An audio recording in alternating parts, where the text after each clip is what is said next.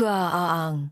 천지를 뒤흔드는 짐승의 단말마가 눈보라치는 태백산맥의 골짜기를 날카롭게 갈랐다. 그것은 단순한 짐승의 울음이 아니라 마치 산 자체가 고통에 몸부림치며 토해내는 비명과도 같았다. 흩날리는 한방눈 사이로 비릿한 피냄새가 훅 끼쳐오자 지게를 지고 산길을 재촉하던 나무꾼 만석의 발걸음이 저절로 얼어붙었다. 뼈마디가 시릴 정도로 매서운 삭풍이 몰아치는 동짓달 긴 밤해는 이미 서산으로 넘어가 사위가 어둑한데 들려온 이 끔찍한 소리에 만석은 오금이 저려 자리에 주저앉을 뻔했다. 이곳은 마을 노인들이 산군나 이 논이는 곳이라 하여 절대 발을 들이지 말라 신신당부하던 금표구역이 아니던가. 그러나 비명소리 뒤에 이어진 가느다란 신음은 공포에 질린 만석의 발길을 기어이 그 험한 골짜기 안으로 끌어당기고야 말았다. 두려움에 떨며 덤불을 헤치고 나아간 만석의 눈앞에 믿을 수 없는 광경이 펼쳐졌다. 하얗게 쌓인 설원 위로 붉은 선혈이 낭자하게 뿌려져 있었고 그 중심에는 집채만한 대호 한 마리가 흉측한 무쇠 덫에 뒷다리가 끼인 채 거칠게 숨을 몰아쉬고 있었다. 그 크기가 실로 엄청나 꼬리 한번 휘두르면 아름드리 소나무가 꺾일 듯했고 황금빛 털에는 위험이 서려 있어 감히 인간이 범접할 수 없는 영물임이 분명했다. 덫은 뼈를 으스러뜨릴 기세로 호랑이의 발목을 파고들어 있었고 짐승은 고통을 참지 못해 바닥을 긁으며 붉은 눈물을 흘리고 있었다. 만석은 털썩 주저앉으며 속으로 중얼거렸다. 아이고, 상구님께서 어찌하여 이런 흉물에 걸리셨단 말인가. 호랑이는 인기척을 느끼자 고개를 들어 만석을 노려보았다. 형형하게 빛나는 황금색 눈동자가 어둠 속에서 등불처럼 타올랐다. 보통 사람이라면 그 눈빛만으로도 혼비백산하여 기절했겠으나 만석은 이상하게도 그 눈빛에서 살기보다는 애원과 슬픔을 읽었다. 짐승의 거친 숨결이 하얀 김이 되어 허공으로 흩어졌고 그르렁거리는 소리는 마치 살려달라는 호소처럼 들렸다. 만석은 저도 모르게 지게를 내려놓고 조심스럽게 다가갔다. 내내 너를 해하려 함이 아니다. 잠시만 참거라. 내 이 고약한 쇠붙이를 벌려줄 터이니. 떨리는 목소리로 달래듯 말하며 그는 허리춤에 차고 있던 도끼를 꺼내 들었다. 덫은 사냥꾼들이 곰을 잡기 위해 설치해둔 특수, 제작된 창에로 장정 서너시 달라붙어도 벌리기 힘든 물건이었다. 만석은 도끼 자루를 덫의 이음새 사이에 끼워 넣고 젖먹던 힘까지 짜내어 지렛대 원리로 누르기 시작했다. 으라차차, 제발 좀 열려라. 이마에 핏대가 서고 팔 근육이 터질 듯 팽팽해졌지만 녹슨 쇠덫은 좀처럼 입을 벌리지 않았다. 그 과정에서 호랑이가 고통스러운지 몸을 뒤틀 때마다 날카로운 발톱이 만석의 옷자락을 스치고 지나갔다. 자칫하면 발톱에 채여 목숨을 잃을 수도 있는 일촉즉발의 상황이었다. 하지만 만석은 물러서지 않았다. 땀과 눈 녹은 물이 뒤섞여 눈앞을 가렸지만 그는 이를 악물고 다시 한번 온 체중을 실어 도끼 자루를 눌렀다. 끼익 하는 소름 끼치는 금소금과 함께 덫의 이빨이 아주 조금씩 벌어지기 시작했다. 그 짧은 찰나가 만석에게는 영겁의 시간처럼 느껴졌다. 덫이 짐승의 살을 놔주는 순간 만석은 바닥으로 나뒹굴었고 호랑이는 재빨리 지식여진 다리를 빼내었다. 풀려난 호랑이는 곧바로 도망치지 않고 절뚝거리며 만석의 코앞까지 다가왔다. 뜨거운 콧김이 만석의 얼굴에 닿자 비릿한 피냄새와 함께 알 수 없는 향기가 풍겨왔다. 만석은 이제 죽었구나 싶어 눈을 질끈 감았다. 그러나 날카로운 이빨이 목덜미를 무는 대신 까칠한 혀가 만석의 언 손등을 한번 핥고 지나갔다. 눈을 뜨자 호랑이는 깊고 그윽한 눈으로 만석을 한참이나 응시하더니 이내 몸을 돌려 어둠이 짙게 깔린 숲속으로 절뚝이며 사라졌다. 눈보라가 다시 거세지며 호랑이가 남긴 발자국을 순식간에 지워버렸다. 집으로 돌아오는 길, 만석의 다리는 후들거려 제대로 걷기조차 힘들었다. 늙으신 어머니가 기다리는 초가집이 저 멀리 보였을 때야 비로소 안도의 한숨이 터져나왔다. 살인문을 열고 들어서자 어머니는 이 엄동설 안에 어딜 갔다 이제 오느냐며 걱정스런 타박을 하셨지만 만석은 산에서 있었던 일을 차마 입 밖으로 꺼내지 못했다. 상군의 일을 발설하면 부정을 탄다는 속설 때문이기도 했지만 자신이 겪은 일이 꿈인지 생시인지조차 분간이 가지 않았기 때문이다. 그날 밤 만석은 구들장이 식어가는 냉방에서 뒤척이며 잠을 이루지 못했다. 눈을 감으면 피를 흘리며 자신을 바라보던 그 황금색 눈동자가 떠올라 가슴이 세차게 뛰었다. 밖에서는 밤새 짐승의 울음소리 같은 바람이 문풍지를 세차게 흔들어댔다. 이튿날 아침, 밤새 내리던 눈이 그치고 세상은 눈부시게 하얀 정적에 잠겼다. 닭 울음소리에 겨우 눈을 뜬 만석은 찌뿌둥한 몸을 일으켜 마당에 쌓인 눈을 치우기 위해 빗자루를 들고 밖으로 나갔다. 문을 열자마자 차가운 공기가 폐부 깊숙이 들어와 정신을 깨웠다.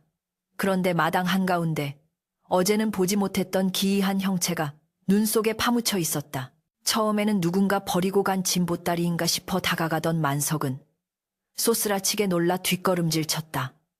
그것은 맹겹의 하얀 소복만 입은 채 쓰러져 있는 여인이었다. 칠흑 같은 머리카락이 눈 위에 흩뿌려져 있었고 창백한 얼굴은 핏기 하나 없이 차가웠다. 이보시오, 낭자. 정신 차리시오. 만석은 황급히 빗자루를 던져버리고 여인에게 달려가 그녀를 안아 일으켰다. 얼음장처럼 차가운 몸이었지만 다행히 미약하게나마 숨이 붙어 있었다. 가까이서 본 여인의 미모는 실로 경국지색이라 할 만했다. 짙은 눈썹과 오뚝한 코앵두 같은 입술은 산골 마을에서는 평생 구경조차 할 수 없는 귀한 자태였다. 마치 하늘에서 선녀가 유배를 온 듯, 혹은 달 속의 항아가 지상으로 내려온 듯한 비현실적인 아름다움이었다. 만석은 넋을 잃고 그녀를 바라보다가 퍼뜩 정신을 차리고 그녀를 방으로 옮기려 했다. 그때였다. 그녀를 안아 올리던 만석의 시선이 우연히 여인의 치마 자락 아래로 향했다. 눈밭을 헤매다 찢어진 것인지 치마 끝단이 해져 있었고 그 사이로 드러난 하얀 발목에는 끔찍한 상처가 나 있었다.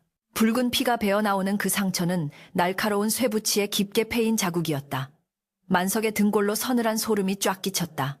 그 상처의 위치와 모양은 바로 어제 저녁 자신이 금지된 골짜기에서 구해준 호랑이의 뒷다리에 나 있던 상처와 토씨 하나 틀리지 않고 똑같았기 때문이다. 만석은 숨을 멈추고 다시 한번 상처를 확인했다. 뼈가 보일 정도로 깊게 패인 자국, 그리고 그 주위에 엉겨붙은 검붉은 피딱지. 의심할 여지가 없었다. 이것은 짐승이 덫에 걸렸을 때 생기는 전형적인 창의 자국이었다. 순간 만석의 머릿속에 어제 자신을 핥았던 호랑이의 까칠한 혀의 감촉과 지금 자신의 품에 안긴 여인의 부드러운 살결이 기묘하게 겹쳐졌다. 설마. 만석은 입술을 파르르 떨며 혼잣말을 삼켰다. 여인의 속눈썹이 파르르 떨리더니 이윽고 그녀가 천천히 눈을 떴다. 그 눈동자는 깊고 그윽한 검은색이었지만 찰나의 순간 만석은 그 안에서 황금빛 광채가 일렁이는 것을 본 듯했다. 여인은 만석을 보며 희미하게 미소 지었고 그 미소는 어제 호랑이가 숲으로 사라지기 전 보여주었던 그 눈빛과 너무나도 닮아 있었다. 만석은 떨리는 손으로 여인의 발목에 감긴 피 묻은 버선을 조심스럽게 벗겨내었다. 드러난 상처는 실로 참혹하여 차마 눈뜨고 보기 어려울 지경이었다. 쇠독이 올라 퉁퉁 부어오른 살점과 찢겨나간 피부 사이로 희뿌연 뼈가 언뜻 비치는 듯했다. 만석의 노모는 아들이 업고 들어온 여인의 몰골을 보고 기함하여 물 한 사발을 떠다 놓고는 연신 가슴을 쓸어내렸다. 아이고, 이 깊은 산중에서 어쩌다 이런 봉변을 당했단 말이냐. 관가에 알려야 하는 것 아니냐. 노모의 근심 어린 물음에 만석은 고개를 세차게 저었다. 어머니, 지금 밖에는 눈이 허리춤까지 쌓여 한 발자국도 뗄 수가 없습니다. 게다가 이 낭자의 상태가 위중하여 읍내까지 가다가는 길바닥에서 명을 달리할 것입니다. 일단 급한 불부터 끄고 보시지요. 만석은 부엌 아궁이에서 숯가루를 긁어오고 말려둔 쑥을 지시겨 상처에 붙였다. 약초를 바르는 만석의 투박한 손길이 닿을 때마다 여인은 고통스러운 듯 미간을 찌푸렸으나 신음소리 하나 내지 않고 묵묵히 그 아픔을 견뎌내었다. 그 인내심은 가녀린 여인의 것이라고는 믿기지 않을 만큼 강인한 것이었다. 사흘 밤낮을 고열에 시달리던 여인이 마침내 눈을 떴을 때 방 안에는 매캐한 쑥 타는 냄새와 구수한 숭늉 냄새가 감돌고 있었다. 만석이 조심스럽게 물사발을 건네자 그녀는 몸을 일으키려다 비틀거렸고 만석은 얼른 그녀의 어깨를 부축했다. 옷 위로 전해지는 체온에 만석의 얼굴이 붉게 달아올랐다. 정신이 드시오. 며칠을 꼬박 앓으셨소. 만석의 물음에 여인은 한참 동안 그를 물끄러미 바라보았다. 그 눈빛은 깊은 산속의 옹달샘처럼 맑으면서도 빨려 들어갈 듯 깊어. 만석은 저도 모르게 시선을 피했다. 은인께서 저를 살리셨습니다. 제 이름은 산홍산공이라 합니다. 갈 곳 없는 몸을 거두어 주시니 그 은혜가 하해와 같습니다. 목소리는 낮고 그윽하여 마치 동굴 속에서 울리는 공명음처럼 기이한 울림이 있었다. 만석은 어디서 왔느냐? 다리는 어쩌다 다쳤느냐? 묻고 싶은 말이 굴뚝 같았으나 그녀의 신비로운 분위기에 압도되어 차마 입을 떼지 못하고 그저 고개만 끄덕였다. 산홍이라 붉은 산이라. 이름조차 그녀가 풍기는 기묘한 기운과 어우러져 예사롭지 않게 느껴졌다. 산홍이 만석의 집에 머물게 된 후로 쓰러져가던 초가삼간에는 믿을 수 없는 변화가 찾아왔다. 걷기조차 힘들 것 같았던 산홍의 회복력은 인간의 범주를 넘어서는 것이었다. 뼈가 드러날 정도로 깊었던 상처는 불과 열흘 만에 새살이 돋아 아물기 시작했고, 보름이 지나자 그녀는 절뚝이면서도 부엌길을 거들기 시작했다. 그녀가 손을 대는 곳마다 윤기가 흘렀다. 퀴퀴한 곰팡내 나던 방 안에서는 향긋한 솔내음이 났고, 다 식어 빠진 아궁이도 그녀가 불을 지피면 온종일 온기가 가시지 않았다. 무엇보다 기이한 일은 만석이 산에 나무를 하러 갈 때마다 벌어졌다. 예전에는 하루 종일 헤매도 찾기 힘들었던 굵은 참나무들이 마치 만석을 기다리기라도 한 듯 길목마다 쓰러져 있었고, 뎃감 더미를 들추면 그 귀하다는 산삼이나 더덕이 심심찮게 굴러나왔다. 만석은 이것이 산홍이 가져다준 복이라 생각하며 남몰래 가슴을 설레었다. 어느 날 새벽 마당에서 쿵 하는 묵직한 소리가 들려 만석이 방문을 열어보니 집채만 한 멧돼지 한 마리가 목이 꺾인 채 죽어 있었다. 핏방울 하나 튀지 않고 급소를 정확히 가격당해 즉사한 놈이었다. 마을 장정 10명이 달라붙어도 잡기 힘든 거물이었다. 노모는 산신령이 도우셨다며 넙죽 절을 올렸지만 만석의 시선은 멧돼지의 목덜미에 나 있는 거대한 발톱 자국에 머물렀다. 그것은 짐승의 것이라기엔 너무나 크고 인간의 소행이라기엔 불가능한 흔적이었다. 만석은 슬그머니 산홍이 머무는 건넌방을 쳐다보았다. 문풍지 너머로 고요한 숨소리만 들려올 뿐이었다. 만석은 멧돼지를 마을 장터에 내다 팔아 쌀과 고기를 사왔고, 그날 저녁 모처럼 기름진 고깃국 냄새가 초가집 담장을 넘어 퍼져나갔다. 산홍은 고깃국을 한 숟가락 뜨더니 말없이 눈물을 흘렸다. 어찌 우시오? 맛이 없소? 만석이 당황하여 묻자 산홍은 고개를 저으며 아니요, 너무나 따뜻하여 인간의 정이 이토록 따뜻한 줄 미처 몰랐습니다. 라고 답했다. 그 말 속에는 뼈저린 외로움과 그리움이 사무쳐 있어 만석의 가슴을 아릿하게 했다. 하지만 산홍의 등장과 함께 마을에는 흉흉한 소문이 돌기 시작했다. 마을의 사냥개들이 만석의 집 근처만 가면 꼬리를 사타구니 사이에 말고 깨갱거리며 오줌을 지르기 일쑤였고, 밤이면 원인 모를 짐승들의 울음소리가 만석의 집 주위를 맴돌았다. 동네 안악들은 우물가에 모여 수군거렸다. 만석이네 집에 들어온 그 여자 보통 내기가 아니라지. 얼굴이 반반한 게 꼭 여우 홀린 것 같아. 그 집 개가 얼씬도 못한다잖아. 무슨 살기가 그리 강한지. 사람들의 시선은 경계와 호기심으로 번들거렸지만 산홍의 미모를 직접 본 사내들은 넋을 잃고 그녀를 훔쳐보기에 바빴다. 그녀가 마당에 나와 빨래라도 너는 날이면 담장 너머로 까치발을 하고 구경하는 사내들의 눈길이 끈적하게 달라붙었다.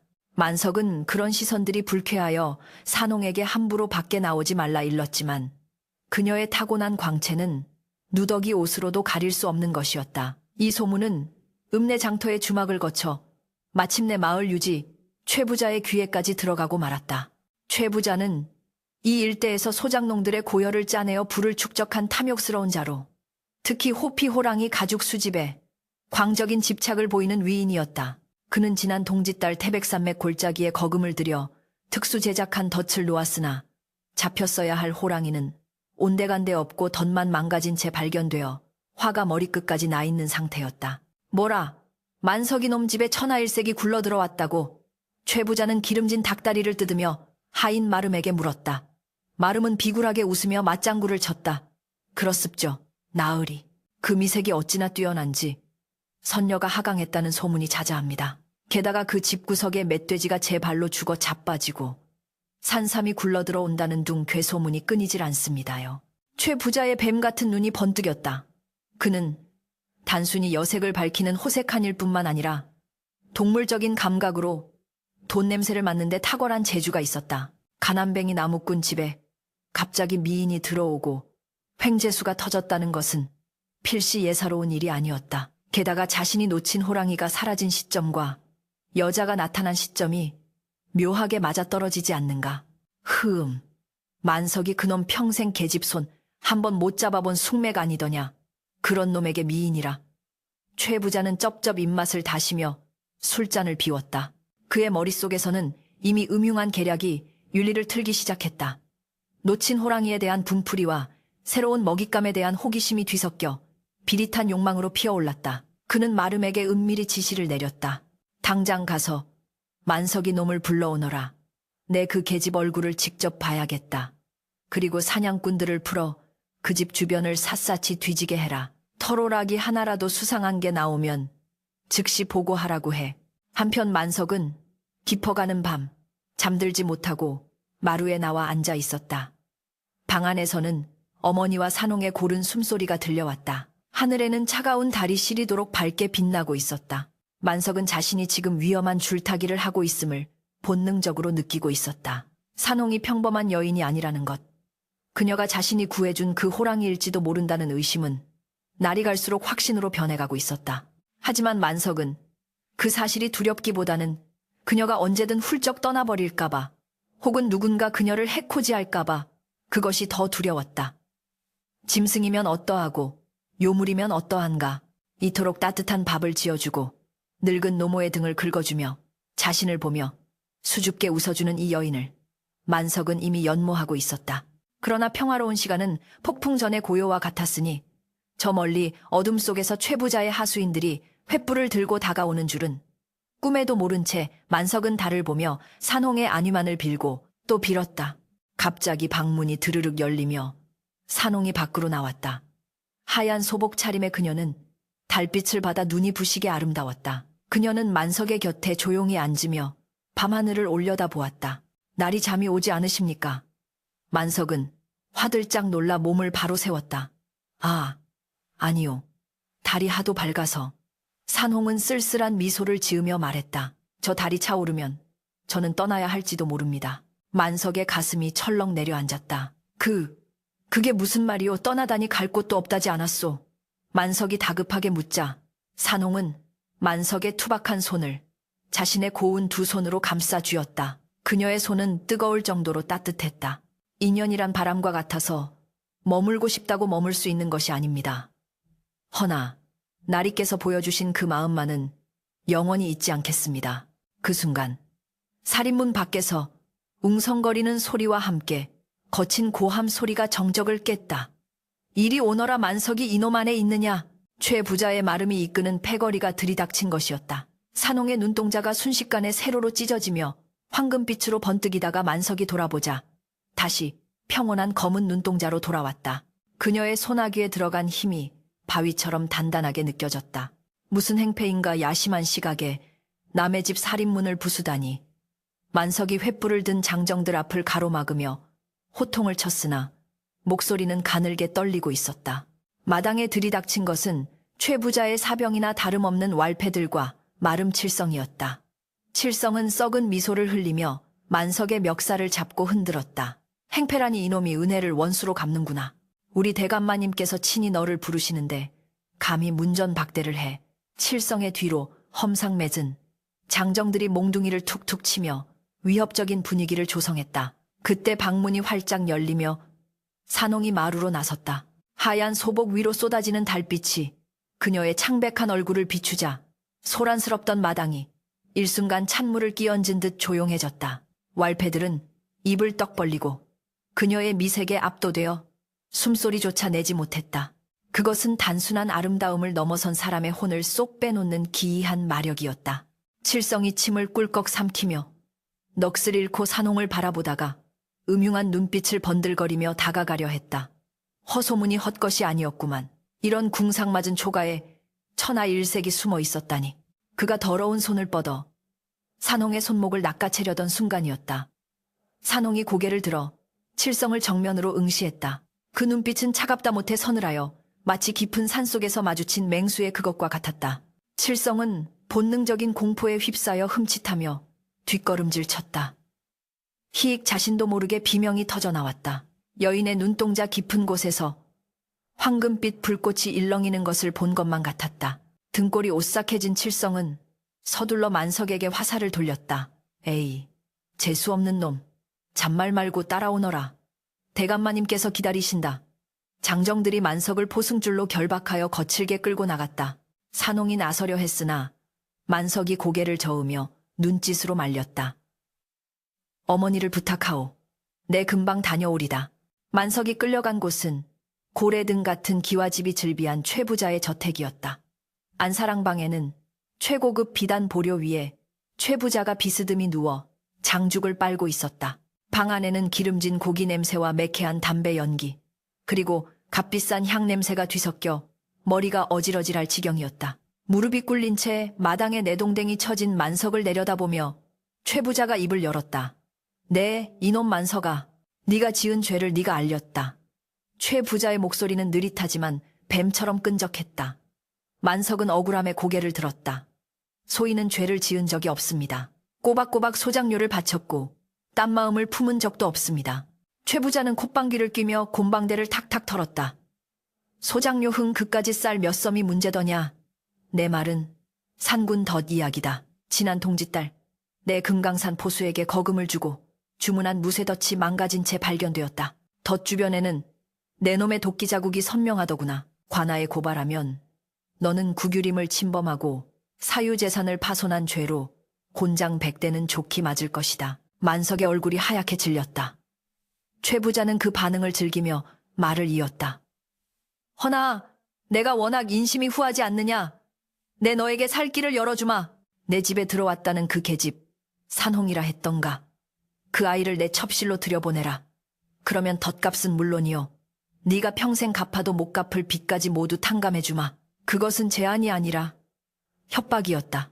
만석은 주먹을 불끈 쥐었다. 산홍을 저 탐욕스러운 늙은이의 놀이개로 넘기느니 차라리 혀를 깨물고 죽는 게 나았다. 나으리 그것만은 안 됩니다. 산홍 낭자는 물건이 아닙니다. 갈 곳 없는 불쌍한 여인을 어찌. 만석의 말이 채 끝나기도 전에 최 부자의 눈초리가 매서워졌다. 이놈이 감히 여봐라. 저놈이 정신을 차릴 때까지 멍석말이를 해라. 마당에서 억수 같은 메타작이 시작되었다.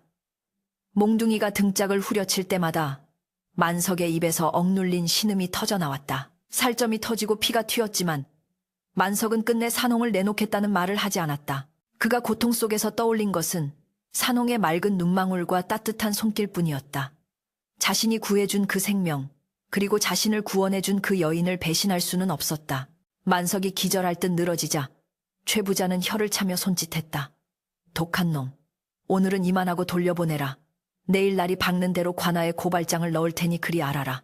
아니, 그 전에 내 사냥개들을 풀어 내 놈 집을 아주 쑥대밭으로 만들어주마. 최 부자는 마지막으로 의미심장한 말을 덧붙였다. 그리고 만석아, 내 놈은 모르는 모양인데 그 계집에게서 짐승 누린내가 난다. 내 코는 속이지 못해. 호랑이 가죽보다 더 귀한 것을 얻게 생겼어. 피투성이가 되어 집 앞에 버려진 만석을 발견한 것은 산홍이었다. 그녀는 만석을 업고 방으로 들어와 피 묻은 옷을 벗기고 상처를 닦아내었다. 만석은 희미한 의식 속에서도 그녀의 눈물이 자신의 뺨 위로 떨어지는 것을 느꼈다. 나리, 어찌하여 저 같은 미천한 것을 위해 이 모진 고초를 당하십니까? 그냥 저를 넘기시지. 산홍의 울먹임에 만석은 힘겹게 손을 들어 그녀의 뺨을 어루만졌다. 그런 말 마시오. 내 목숨이 붙어있는 한 당신을 그 지옥 같은 곳으로 보낼 수는 없소. 만석은 다시 깊은 잠에 빠져들었다. 한밤중 갈증에 목이 타 잠에서 깬 만석은 옆자리에 산홍이 없는 것을 깨닫고 비틀거리는 몸을 일으켰다. 문 밖에서 기이한 웅성거림이 들려왔다. 문풍지에 구멍을 내고 밖을 내다본 만석은 심장이 또칠 듯한 충격에 휩싸였다. 마당에는 산홍이 홀로 서 있었는데 그녀의 주변으로 수십 마리의 산짐승들이 모여 있었다. 늑대, 여우, 오소리, 심지어 거대한 멧돼지까지. 평소라면 서로 잡아먹고 싸웠을 짐승들이 마치 왕을 알현하는 신하들처럼 산홍 앞에 납작 엎드려 조용히 머리를 조아리고 있었다. 산홍은 그들에게 무언가 낮은 목소리로 속삭이고 있었다. 그것은 인간의 언어가 아니었다. 그르렁거리는 맹수의 울음소리와 바람소리가 섞인 듯한 기괴하고도 장엄한 소리였다. 내 은인을 지켜야 한다. 그 누구도 이 집의 문지방을 넘게 해서는 안 된다. 산홍의 말이 끝나자 짐승들은 일제히 엎드려 절을 하고는 어둠 속으로 흩어졌다. 만석은 멍하니 그 광경을 바라보았다. 의심은 확신이 되었고 확신은 전율이 되었다. 그녀는 사람이 아니었다. 이 산의 주인 태백산맥을 호령하는 산군 산준이었다. 자신이 덫에서 구해준 그 호랑이가 은혜를 갚기 위해 인간의 탈을 쓰고 내려온 것이었다. 보통 사람이라면 도망치거나 기절했겠지만 만석의 가슴 속에는 두려움 대신 뜨거운 연민과 사랑이 솟구쳤다. 짐승조차 은혜를 알고 이토록 헌신하는데 사람이 되어 그 마음을 저버릴 수는 없었다. 만석이 문을 열고 마당으로 나갔다. 인기척에 놀란 산홍이 황급히 뒤를 돌아보았다. 그녀의 눈동자는 아직 완전한 인간의 것으로 돌아오지 않아 황금색으로 빛나고 있었고 입가에는 송곳니가 살짝 돋아나 있었다. 산홍은 자신의 본 모습을 들켰다는 당혹감에 뒷걸음질 치며 얼굴을 가렸다. 나리, 보지 마십시오. 제 흉한 꼴을. 그러나 만석은 성큼성큼 다가가 떨고 있는 그녀를 와락 끌어안았다. 그녀의 몸에서 풍기는 야생의 향기, 인간보다 훨씬 뜨거운 체온 그리고 옷 속에서 느껴지는 강인한 근육의 떨림까지 모든 것이 그녀가 인간이 아님을 말해주고 있었지만 만석에게는 아무런 상관이 없었다. 당신이 호랑이든 구미호든 귀신이든 나는 상관없소. 당신은 내 생명의 은인이자 내 마음을 가져간 유일한 여인이요. 만석의 고백에 산홍의 몸이 굳어졌다. 나리, 저는 인간과 어울릴 수 없는 존재입니다. 제가 있으면 나리께서 위험해지십니다. 최 부자는 제 정체를 눈치채고 있습니다. 그는 호랑이 사냥꾼들을 부르고 있습니다. 산홍의 목소리에는 공포가 서려 있었다. 최 부자는 단순한 탐욕가가 아니었다. 그는 산홍이 덫에 걸렸던 그 호랑이임을 혹은 그와 관련된 영물임을 직감하고 전문적인 사냥패를 모으고 있었던 것이다. 만석은 그녀의 어깨를 잡고 단호하게 말했다. 그렇다면 더더욱 당신을 보낼 수 없소. 그들이 당신의 가죽을 노린다면 내 시체를 먼저 넘어야 할 것이오. 그때 멀리서 닭 울음소리가 들려왔다. 동이 트기 시작한 것이다. 그리고 산 아래쪽에서부터 횃불의 행렬이 뱀처럼 구불거리며 올라오고 있었다. 최 부자가 고용한 전국의 내로라 하는 포수들과 사냥개 떼였다.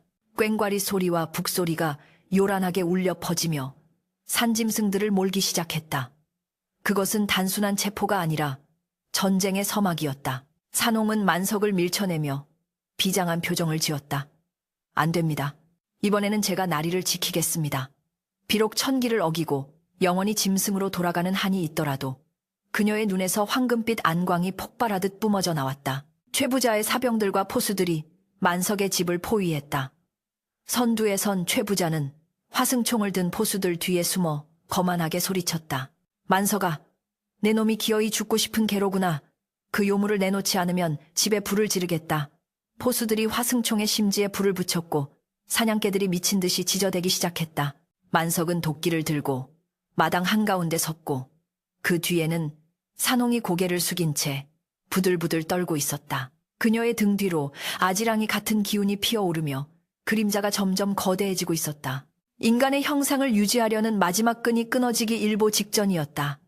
철아, 저놈의 다리를 분질러서라도 계집을 끌어내. 최 부자의 비릿한 명령이 떨어지자마자 10수명의 장정들이 몽둥이를 치켜들고 일제히 만석에게 달려들었다. 만석은 이를 악물고 도끼를 휘두르며 저항했으나 전문적으로 훈련받은 왈패들과 노련한 사냥꾼들을 당해낼 재간은 없었다. 퍽하는 둔탁한 소리와 함께 만석의 어깨 죽지에 몽둥이가 꽂혔고 그는 중심을 잃고 비틀거렸다. 곧이어 무자비한 발길질이 쏟아졌다. 그윽 만석은 진흙탕이 된 마당에 처박혀 신음하면서도 산홍이 서 있는 쪽으로 기어가며 절규했다. 산홍, 도망쳐 어서 산으로.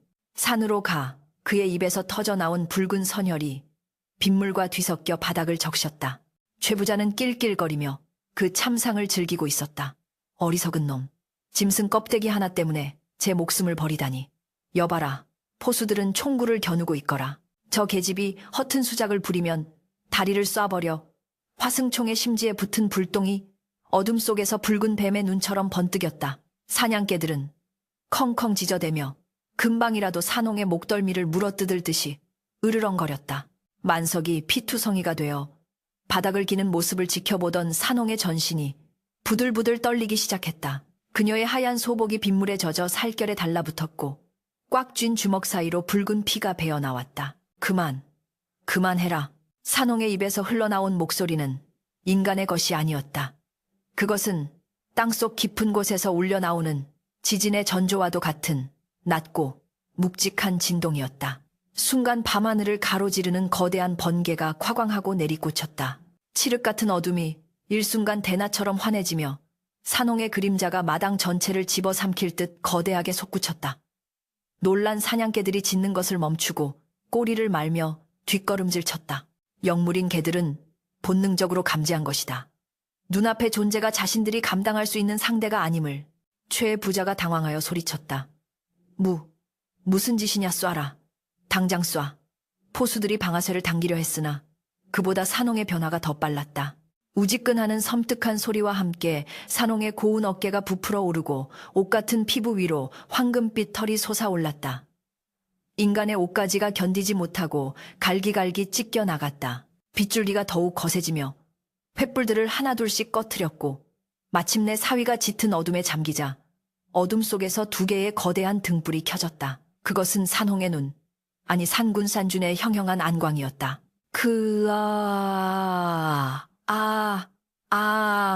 천지를 개벽할 듯한 포효가 태백산맥의 골짜기를 뒤흔들었다. 그 소리는 단순한 고막의 울림을 넘어 사람들의 뼈와 살을 분리시키는 듯한 공포 그 자체였다. 가까이 있던 왈패 몇몇은 고막이 터져 귀를 감싸 쥐고 뒹굴었고 겁에 질린 사냥개들은 거품을 물고 그 자리에서 혼절해버렸다. 번개가 다시 한번 번쩍이자 그곳엔 더 이상 가녀린 여인이 없었다. 대신 집채만 한 다후 한 마리가 앞발을 땅에 박고 서 있었다. 그 크기는 일반 호랑이의 2배는 좋게 되어 보였고 황금빛 털 사이로 흐르는 검은 줄무늬는 마치 살아 움직이는 뱀처럼 꿈틀거렸다. 입을 벌릴 때마다 드러나는 송곳니는 단검보다 날카로웠고 내뿜는 콧김은 폭풍처럼 거셌다. 호랑이다. 산군이다. 사냥꾼 중 하나가 비명을 지르며 화승총을 내던지고 달아났다. 그 비명은 공포의 도미노가 되어 무리를 순식간에 와해시켰다.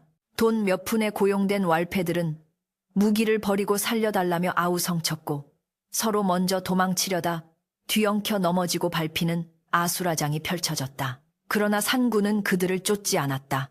오직 한 사람 최부자만을 노려보고 있었다. 호랑이는 천천히, 아주 천천히 최부자를 향해 발을 떼었다. 쿵쿵쿵 발자국 소리가 들릴 때마다 땅이 울렸다. 최부자는 다리가 풀려 주저앉은 채 뒷걸음질 쳤다. 살려주겠네. 내 돈을 다 주겠네. 논문서도 반문서도 다 그는 공포에 질려 횡설수설하며 허리춤에서 돈주머니를 꺼내 던졌다. 엽전들이 진흙탕에 흩어졌으나 호랑이는 거들떠보지도 않았다. 호랑이의 뒷다리에는 지난 겨울 덫에 걸렸던 흉터가 선명하게 남아 있었다. 최부자는 그 흉터를 보고서야 사태를 파악했다. 자신이 욕심을 부려잡으려 했던 그 산군이 복수를 위해 돌아왔음을. 극도의 공포가 그의 뇌를 마비시켰다. 그는 바지에 오줌을 지리며 희죽희죽 웃기 시작했다. 호랑이, 예쁜 호랑이, 돈 먹어라. 흐흐흐. 실성해버린 것이었다. 산군은 최부자의 코앞까지 다가가 거대한 앞발을 들어 올렸다. 내리치면 머리통이 박살날 상황이었다. 하지만 산군은 그 더러운 피를 묻히는 것조차 아깝다는 듯 최부자의 귀에 대고 천둥 같은 포효를 한 번 더 내질렀다. 그 충격파에 최부자는 눈을 까뒤집고 기절해버렸다. 탐욕으로 가득 찼던 위인의 비참하고 허무한 말로였다. 마당은 순식간에 텅 비었다. 도망친 자들이 남기고 간 신발과 무기들만이 나뒹굴고 있었다. 폭우는 계속해서 쏟아져 내렸지만 더 이상 차갑게 느껴지지 않았다. 호랑이는 거친 숨을 몰아쉬며 고개를 돌렸다. 그곳에는 만석이 피투성이가 된 채 쓰러져 있었다. 호랑이의 눈빛에서 살기가 사라지고 다시금 깊은 슬픔과 연민이 차올랐다. 거대한 맹수는 조심스럽게 몸을 낮추어 만석에게 다가갔다. 날카로운 발톱을 숨긴 채 솜털 같은 발바닥으로 만석의 어깨를 툭툭 건드렸다. 만석이 힘겹게 눈을 떴다. 눈앞에 있는 것은 사람을 찢어 죽이는 맹수였지만 만석은 조금도 두려워하지 않았다. 그는 흐릿한 시야 속에서도 그 황금빛 눈동자가 산홍임을 알아보았다. 낭자, 아니 상구님. 만석의 갈라진 목소리에 호랑이가 그르릉하며 낮은 소리를 냈다. 마치 접니다. 많이 아프십니까? 라고 묻는 듯 했다. 만석은 떨리는 손을 들어 호랑이의 젖은 털을 어루만졌다. 빗물에 젖은 털은 거칠었지만 그 아래에서 느껴지는 체온은 여전히 따뜻했다. 다행이요. 당신이 무사해서. 정말 다행이요. 호랑이는 만석의 상처난 뺨을 까칠한 혀로 핥아주었다. 호랑이의 타에게는 신비한 치유의 힘이 있는 것일까? 쓰라리던 상처의 통증이 씻은 듯이 가라앉고 몽롱한 기운이 만석을 감쌌다. 만석은 호랑이의 앞발을 베개 삼아 기댔다. 이제 아무도 우리를 괴롭히지 못할게요. 조금만 쉽시다. 긴장이 풀리자 급격한 피로가 몰려왔다. 만석은 호랑이의 품에 안겨 깊은 잠에 빠져들었다. 호랑이는 빗줄기를 온몸으로 막아내며 마치 어미가 새끼를 지키듯 만석의 곁을 뜬 눈으로 지켰다. 새벽이 밝아오자 비가 그치고 동쪽 하늘이 붉게 물들기 시작했다. 안개가 자욱하게 낀 마당에는 쓰러진 만석만이 홀로 누워 있었고 거대한 호랑이의 자취는 어디에도 없었다. 다만 만석의 머리맡에는 호랑이가 두고 간 듯한 산삼한 뿌리와 젖은 흙 위에 찍힌 거대한 발자국만이 지난밤의 일이 꿈이 아니었음을 증명하고 있었다. 만석이 눈을 떴을 때 그의 몸에 난 상처들은 기적처럼 아물어 흉터조차 거의 남지 않은 상태였다. 그는 벌떡 일어나 살인문 밖을 내다보았다. 산옥낭자 아무리 불러도 대답은 없었다. 대신 멀리 보이는 태백산 정상에서 호랑이의 긴 울음소리가 메아리쳐 들려왔다. 그것은 작별의 인사였다. 만석은 그 자리에 주저앉아 하염없이 산을 바라보았다. 그녀가 사람이 아님을 알았을 때도, 그녀가 무시무시한 맹수로 변했을 때도 그의 마음은 변치 않았다. 오히려 자신의 목숨을 걸고 자신을 지켜준 그 의리에 가슴이 미어질 듯 아팠다. 노모가 방에서 나와 만석의 등을 두드려 주었다. 인연이 다한 게다. 짐승이라도 사람보다 나은 마음을 가졌으니 제 갈 길을 간 게야. 어머니의 위로에도 만석의 눈물은 그칠 줄을 몰랐다. 그는 흙바닥에 찍힌 호랑이 발자국을 자신의 옷소매로 덮어주었다. 혹여나 다른 사냥꾼들이 보고 뒤쫓을까 염려되어서였다. 그것이 만석이 할 수 있는 마지막 배려였다. 세월은 유수료수와 같다더니 태백산맥의 험준한 골짜기에 다시금 하얀 눈이 덮이고 녹기를 수십 번 반복하였다. 산홍이 떠난 직후 만석의 집은 텅 빈 절간처럼 적막감만이 감돌았다. 방문을 열면 금방이라도 그녀가 하얀 소복 차림으로 날이 오셨습니까? 하며 반겨줄 것만 같아 만석은 헛것을 보기도 하고 밤바람 소리에 놀라 잠을 설치기도 부지기수였다. 그러나 그녀가 남기고 간 흔적은 비단 만석의 가슴속 상처뿐만이 아니었다. 그날 밤의 사건은 마을 전체를 송두리째 뒤흔들어 놓았다. 탐욕의 화신이었던 최 부자는 그날 이후로 정신을 완전히 놓아버렸다. 그는 비단옷 대신 거적대기를 걸치고 밥그릇 대신 깨진 쪽박을 찬 채 장터를 떠돌았다. 아이들이 돌을 던지면 호랑이가 온다. 황금색 눈을 가진 호랑이가 내 돈을 뺏으러 온다라며 비명을 지르고 도망다니니 그 꼴이 실로 처참하여 보는 이들로 하여금 혀를 차게 만들었다. 사람들은 그것을 두고 산군 산준의 노여움을 산대가라며 수군거렸고 짐승도 은혜를 알거늘 인간이 욕심에 눈이 멀어 천벌을 받은 것이라며 인과응보의 본보기로 삼았다. 최 부자의 집안은 몰락하여 뿔뿔이 흩어졌고 그가 착취했던 땅들은 다시 소작농들의 품으로 돌아갔다. 반면 만석의 삶은 기이할 정도로 술술 풀려나갔다. 산홍이 떠난 뒤에도 그녀의 보살핌은 끊이지 않았다. 매달 초하루나 보름 혹은 폭설이 내려 끼니를 잇기 어려운 날이면 어김없이 만석의 집 마당에는 멧돼지나 노루 같은 산짐승들이 피 한 방울 흘리지 않은 채 죽어 있었다. 때로는 귀한 송이버섯이나 산삼이 광주리에 담겨 놓여 있기도 했다. 만석은 그것이 누구의 소행인지 알기에 물건을 거둘 때마다 태백산 정상을 향해 깊숙이 허리를 숙여 절을 올렸다. 산옥낭자, 아니 상구님. 이 미천한 놈이 무엇이라고 이토록 잊지 않고 챙겨주십니까? 그의 목소리는 메아리가 되어 산으로 흘러들어갔고 그럴 때마다 산새들이 지저귀며 화답하는 듯했다. 만석은 그 귀한 약재와 고기를 혼자 독차지하지 않았다. 그는 마을에 굶주리는 이웃들에게 나누어 주었고 병든 노인들을 위해 약을 지어 주었다. 이것은 산신령님께서 내려주신 것이니 마땅히 함께 나누어야지요. 그의 덕행은 널리 퍼져 가난한 나무꾼이었던 만석은 어느새 마을에서 가장 존경받는 유지요지가 되어 있었다. 늙은 노모는 아들의 효도와 마을 사람들의 존경 속에 천수를 누리다 편안히 눈을 감았다. 임종을 앞둔 노모는 만석의 손을 잡고 유언을 남겼다. 내 평생 호랑이 며느리의 덕을 입어 호강하고 가는구나. 부디 너도 그 은혜를 잊지 말고 남은 생을 베풀며 살거라.